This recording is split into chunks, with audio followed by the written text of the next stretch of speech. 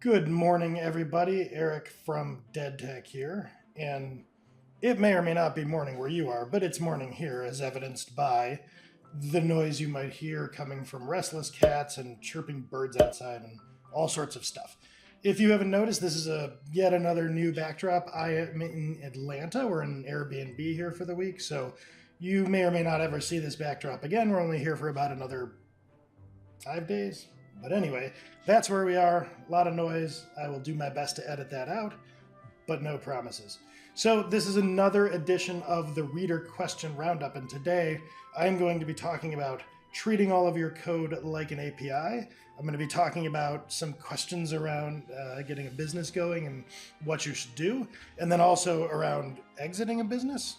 So, if somebody wants to buy you out. And then finally, if there is time, and this kind of tells you how old some of these questions in my backlog are. That thing where the guy from Google wrote a manifesto and got fired, somebody asked me for my hot take on that. So here is my red hot take 2 years later.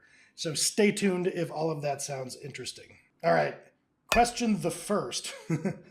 Treat all of your code like an API. So I'm looking at this Trello card in my backlog, and it just, should you treat all of your code like an API? I don't have a lot of context for that. That's the only thing I made note of. I don't think I captured well enough what I was actually being asked there. So should you treat all of your code like an API? Let's see, I want to say yes to this in a very specific way. So in general, probably not, because all of your code is not the API of your system. But in another manner of speaking, it might be philosophically good to think of your code that way, because either you're developing on a team or you're developing something where later somebody else is going to take over as a maintenance programmer, because unless you're at a gig that you're going to stay at in perpetuity, like eventually somebody else will be not only maintaining and editing your code, but interfacing with it. So even if it isn't, if you work for a SaaS and you're building an API for the public to consume, that's what we typically think of as being an API. Or if you're making some kind of library or NuGet package, there's this seam where, it's kind of public for public consumption, and maybe you're going to put method header documentation on those methods or whatever you're going to do. And then there's the internal stuff, which, maybe you're more inclined to treat like sort of a garbage can. And so I think the point here is that I would actually offer is that you should start to think of that internal code with the same kind of rigor that you would think of the code that's external facing.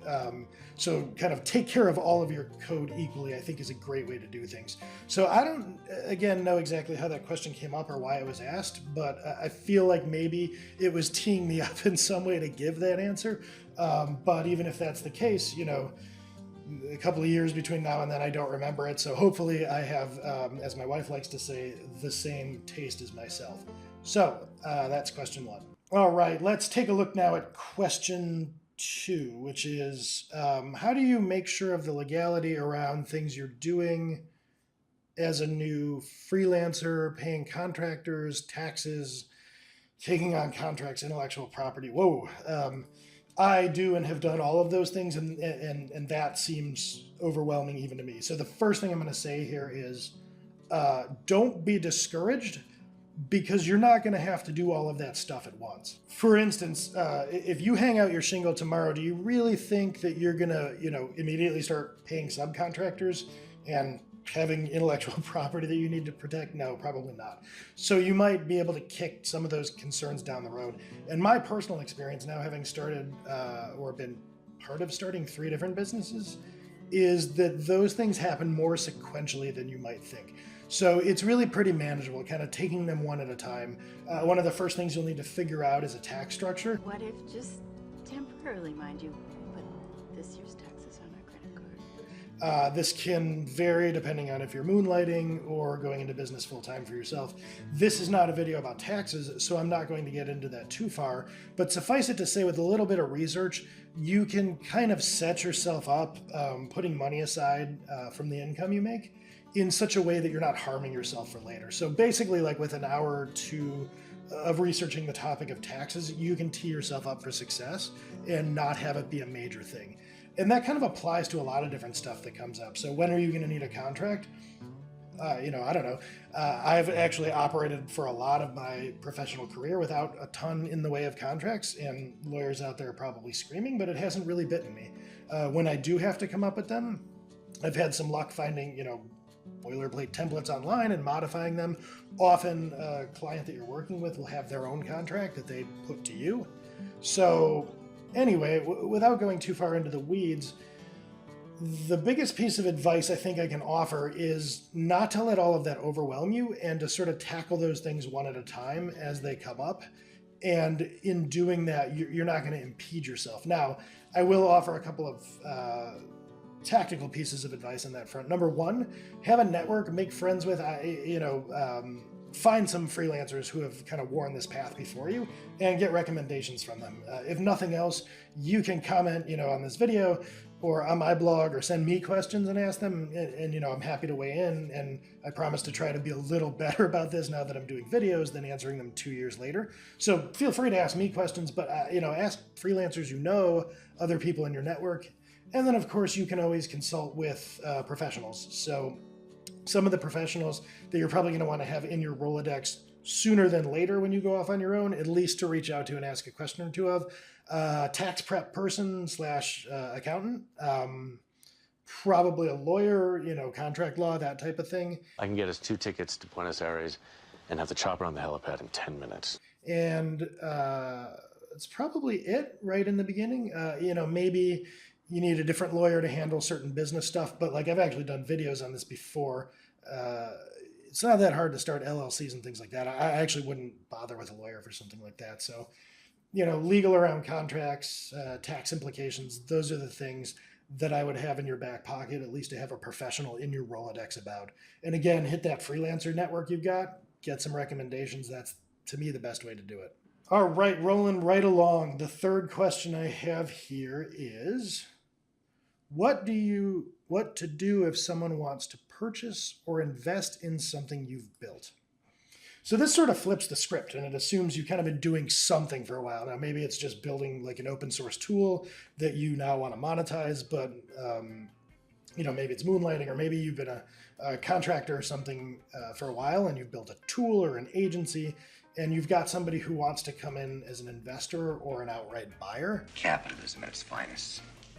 This is a good problem to have, but it's very complicated compared to what you might be used to, kind of moonlighting, going solo, freelance contracting, that type of thing. You are now playing in a different ballpark. So the first piece of advice I'll offer you here, kind of contrary to the last one, is find an expert. Find somebody that knows and understands mergers and acquisitions in that type of arena, and get some advice there, first and foremost, because anybody coming in looking to invest and looking to make you an offer to buy something of yours outright is a shark compared to you. This is a person that understands business in order of magnitude. Like, you don't do things like that without having, done some acquisitions or investments in the past. You're not just kind of wandering around one day as a passive business person like, hey, I want to give money to this software developer. This isn't to say they're trying to cheat you by any stretch, but it is to say there is going to be a very asymmetrical amount of knowledge as to how investment and purchases work. The other thing I'll say is, if you think this situation might be coming, or you're going to, maybe go for it at some point, you can do a few things to prep yourself at least a little bit. The first one is I might check out some books. Like, I've read a book called Built to Sell, The E-Myth Revisited. There are these business books that you can read or listen to. I did them as audiobooks. And they talk about kind of the process of building a business that you either could sell or building a business to sell. And they walk you through in a very, I don't want to call it fun, that's a little generous, but like, they walk you through it in a very easy to grok fashion that it's approachable and it's pleasant to read. So that's a good start. Also, you might want to go online and Google the idea of what's called business multiples, which means, in short, there is a formula for determining how much a business is worth. So you might just be kind of, bopping along, doing your thing with your open source utility or your, slightly monetized utility or whatever. Somebody wants to come buy it. You might, without knowing, think that, what that goes for is just a pure matter of what you and the other party come to as an agreement. So they toss out, I'll give you $5 million for this, and you say no, I think it's worth $50 million. Oh, my goodness, it's good to be you. Maybe let's make it a little more realistic here. They toss out, say, I'll buy this for $100,000. You say that's outrageous. I wouldn't sell this for less than $1 million. Maybe what you assume is going to happen next is that they come up to 300 and you go down to 800 and meet in the middle. Nope, not how it works at all. It's a lot more like buying a house where if you're buying and selling a house, you don't just toss out a price out of the ether. There are comps, there's, the real estate market. A realtor is going to come and tell you what it's worth, and your house is actually going to be pegged to a surprisingly narrow band in terms of what's called market worth. It's actually the same for a business, and it depends on things like your revenue, your operating costs, the nature of the business. I'm not going to go into it too far here, but suffice it to say, think of it like buying and selling a house. So if you're just tossing out figures, you've got somebody who's coming to you that understands this whole system of multiples of business valuation, and they're going to have that knowledge when they're making you an offer. They're also most likely going to be seeking financing. Like Oprah Winfrey isn't coming along to buy your business. The person buying it is probably going to need to go to some investors or a bank and make a case to that entity for why they should get a loan to come buy your business or your product. And so it's not just this person that'll be in the mix, but an actual bank with actuaries and people that are evaluating how much your thing is worth. So anyway, a lot of education to be had there, and that's why I'm going to circle back to my first piece of advice. If somebody is coming to you looking to invest or looking to buy outright, get help. Start reading about that, but get somebody who knows on your side to make recommendations to you. Okay, we still got some time left. So the last question was just, let me see if I have it verbatim. Hi, Eric. I was wondering whether you'd be willing to opine a bit on your blog about the situation at Google that arose over the weekend and early this week from a letter written by an engineer about Google's diversity initiatives and hiring practices. I don't want to say more to steer your thoughts. I have enjoyed your commentary and believe you may have some interesting insight on this matter. I remember writing to this person, actually, this was an email, and saying something like, I don't want to touch that with a 10-foot pole. I just didn't really want to wade into this debate, and I still don't, even though it's cooled off and probably... what was the guy's... Hang on, I'm going to go look this up. Okay, James Damore. I had to look that up because I don't remember. So James Damore, for those of you who don't remember, this is my short summary of it, was a journeyman idealist that worked at Google and was a dude, and he didn't... to the best of my understanding, he wrote this lengthy manifesto about how Google was, to his estimation, unfairly stacking the deck in favor of women and in favor of maybe protected classes in general and against white dudes like him or something. I think it was mainly gender-oriented. I didn't really want to bother to read the whole thing. Losers always whine about their best. So that's to the best of my recollection. He was making this case that Google had this, overly liberal culture, that you weren't allowed to speak out against it, and that it was unfairly, promoting and paying women in a reverse discrimination kind of situation. So my take at the time and my take now is kind of the same. And this might seem like a bit of a cop-out, but the gender pay gap and gender discrimination, and in general discrimination, especially in software, this is a very serious and very complex issue that a whole lot of people who aren't me know more than me about. And I don't really think what the world needs is my voice weighing in on whether men and women are paid fairly. I'm just not really qualified to answer that the way that other people that you might read their stuff are. So I'm not really going to take a bite of that. Instead, I'm going to address this in what those of you who are my followers will probably think of as very prototypical Eric fashion. You'll notice that I called this guy a journeyman idealist. So my thought at the time, in as much as I was reading this and paying attention, was that the headline was basically, journeyman idealist does something he should fully expect to get him fired, acts surprised when he gets fired. So you got this guy who, instead of, doing his job and being happy that he probably makes 150 grand a year or whatever they were paying him at Google, he's sitting there at his desk and he's getting worked up because he thinks maybe the women around him are getting paid slightly too much or something. And so he decides that this is all super unfair, when what a corporation ought to be, because everybody knows this is how this works, is fair when it comes to merit. And so the corporation ought to, evaluate everybody and sort of stack rank all the 500 million people that work at Google according to merit, and then pay them that way or something. And it's not that this is a quixotic scheme.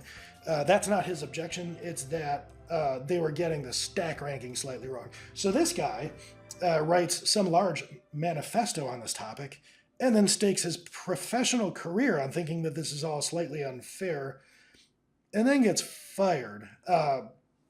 So my take is, guy's kind of an idiot. I mean, it's just not really very savvy. It's, I guess I shouldn't call him an idiot. He's probably a smart guy. I mean, Google's entrance exam or interview is like an SAT test, basically. So he must have, been relatively smart, but let's just call him quixotic. I am Don Quixote de la Mancha.